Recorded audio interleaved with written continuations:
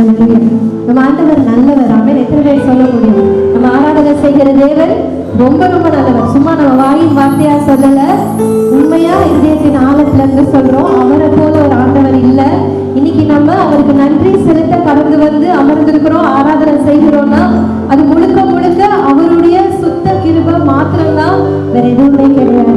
ஒரு சில நிமிடங்கள், ஒரு 2 நிமிஷம், ஒரே ஒரு சரணத்தை நம்ம பாடி செய்திக்குள்ள கடந்து செல்ல போகிறோம்.